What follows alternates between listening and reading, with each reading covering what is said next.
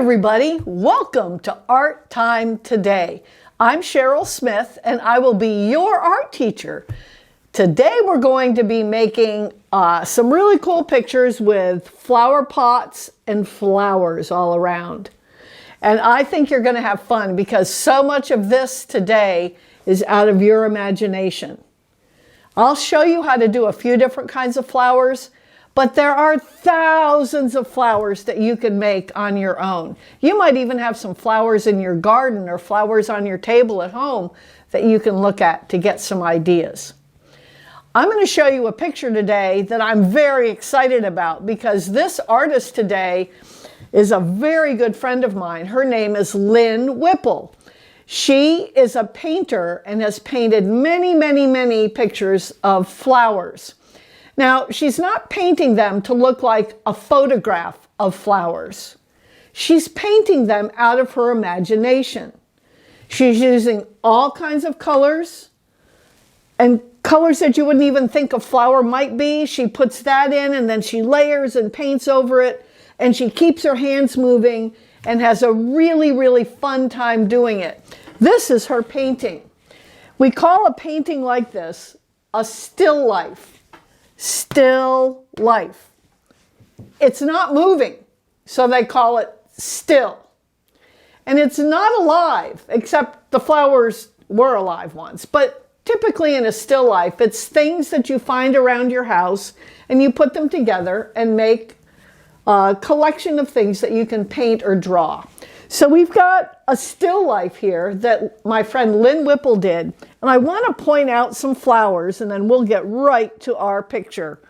She's done some big flowers and some very small flowers. So she's changing the size a little bit. She's also changing the direction of how you would look at a flower, whether you're looking straight down into the flower or if you're looking sideways across the flower. It changes how you make it. I'm going to try to show you that too.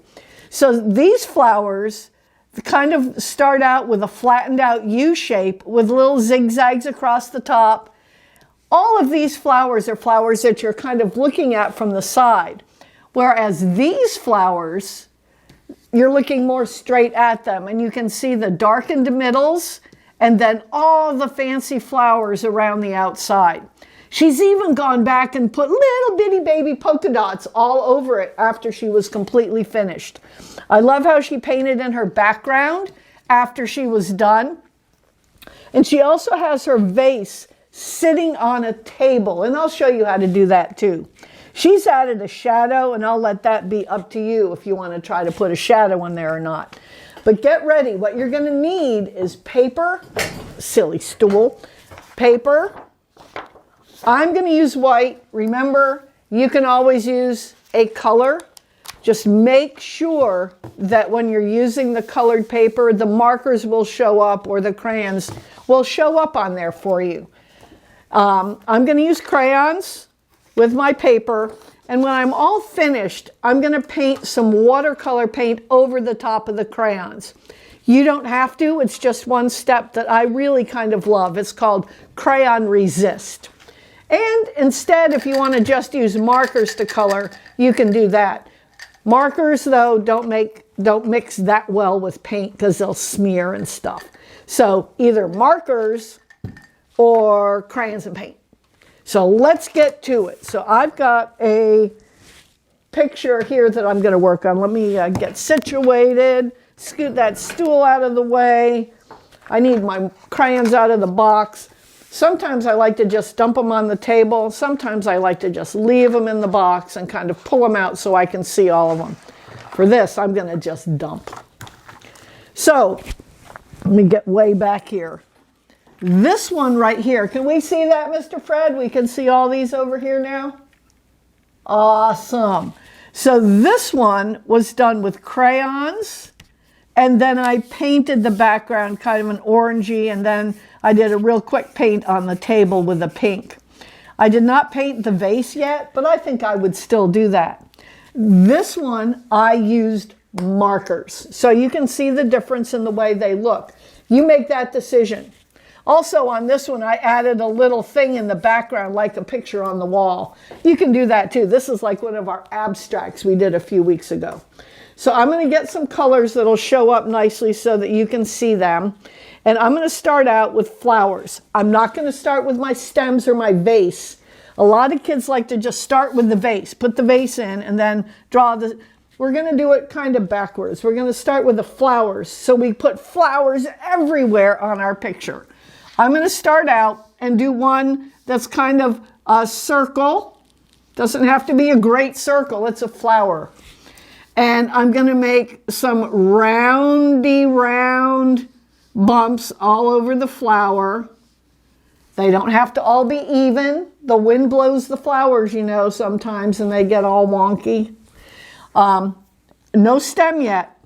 I'm going to make another flower that has, I'm going to make another one kind of like this, but instead of looking straight at it, we're going to look sideways. So I'm going to make an oval, and then I'm going to go roundy, roundy, roundy, round.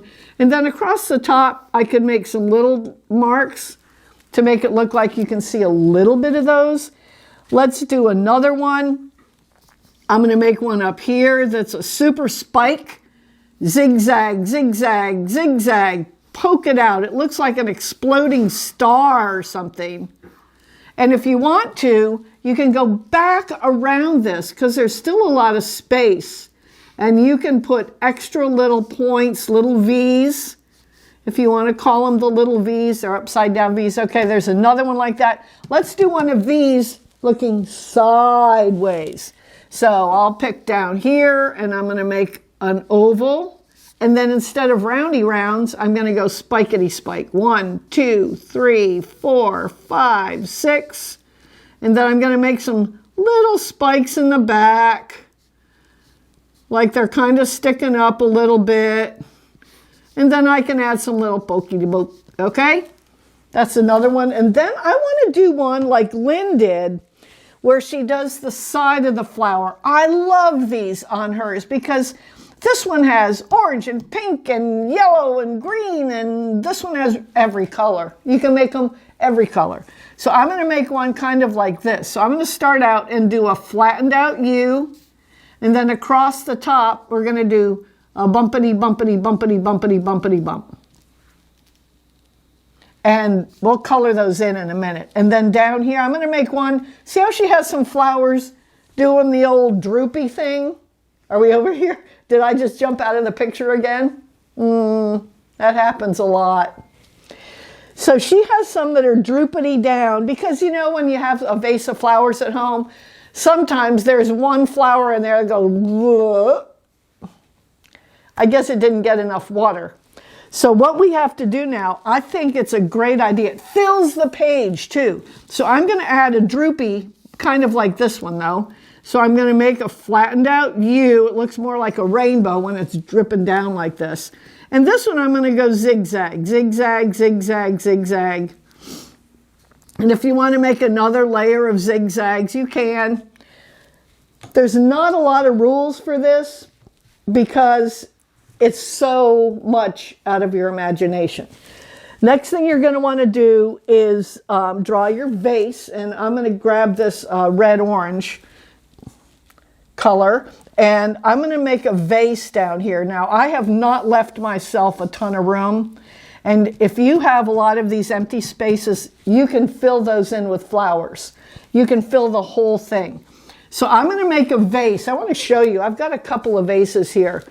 This is a vase that a former professor of mine made. He did it with his own hands. And it's kind of, it comes in on the sides. It's got a rounded base. And the top is flattened out a little bit. And then it has two little bitty baby handles. I'm going to do one like that. But they're also pitchers that look like a little milk pitcher or a cream pitcher or something. And fancy designs on them too. So you can get pretty fancy with your own pitcher. So I'm going to make one kind of like my professor's, where it starts out with a smile top. And I'm going to get very close to this flower. I'm going to come down and in, but I'm not going to touch the very bottom. Down and in. And then to do the bottom, I'll show you this over here. Hi, I did it again. A little round smile here. It makes it look like it's rounded and not just a flat. So I'm going to make a smile front on that. And then I want to put the table in like Lynn did and like I did over here. So in order to draw the table, I think I need a different color. And I'm going to draw, this flower seems like it's in the way of the table. I'm going to draw a line right to it and then bounce over. You got to jump. Crayon stops at the crayon. Jump over. Start on the other side. Jump over and pretend you're drawing, but do not draw through the vase. You can't see through this vase unless you made a glass one, then that's a whole nother lesson. So go to the vase, jump over, and finish on the other side. And if you want to get fancy, you can add some stripes on the table. Just remember, you have to jump over, stripe. Oh, I have to jump over my flower again.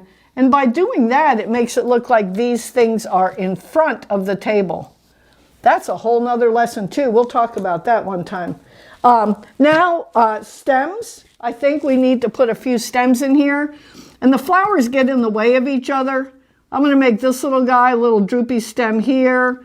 I'm going to make this little stem. Oh, it bumps into this guy. This guy's going to be in the way. But instead of going around and around, you just stop when you get to him and finish on the other side.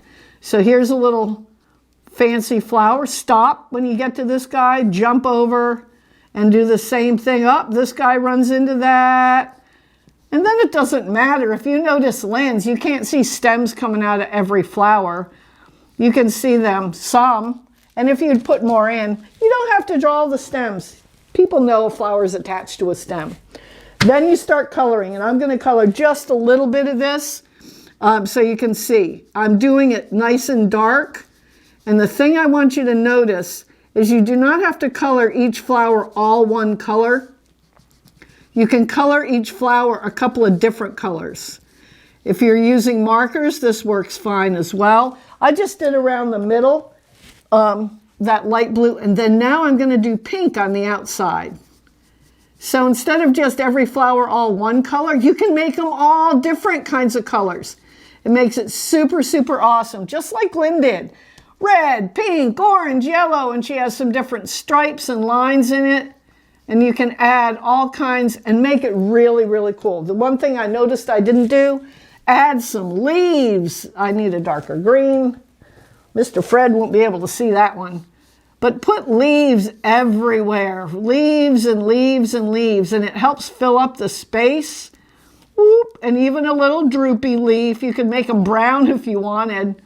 But then color in, color, make it beautiful. And dark. If you're going to paint over it, color it nice and dark and make it really nice. You can also color the background. You can color the vase. I'll show you. I started painting this one. And I'll do a very quick little show of paint for you. Because when you're painting with watercolor, see, I was doing that one. This was that red. I believe that was red. So I'm going to pick red, but I don't want a lot of red. I want to get a little bit more water because I want it to be a little bit transparent so I can see through it. And then just paint right over the top. You don't have to paint around all carefully. You can paint right over the top. And see when it starts running out, all I have to do is dip water, come right back, and I can even smear that out a little bit more. So paint over everything, just right on top. You can paint the table a different color if you like. If you want a nice blue table, you can paint your table. Come on, don't. Okay, you can paint your table blue, but it's up to you. If you want to paint it, if you did a crayon, this is getting ready to drip. Look out. No drippies. There we go. There we go. Sorry. And I'm holding mine up high like this and it's going to drip down. So I think that helps you figure out how to draw some beautiful flowers in a vase. It's called a still life because it's still. I guess. So anyway, I am so happy that you've joined us again. Look for me on Instagram, Art Time Today with the number 2, and Twitter, Art Time Today with the number 2, and also on Facebook, Art Time Today without a number 2. So I hope you had fun. I hope you share this with your friends so we can all enjoy painting and art and get creative. Remember, everybody, always make time for art time today. See you later. Bye-bye.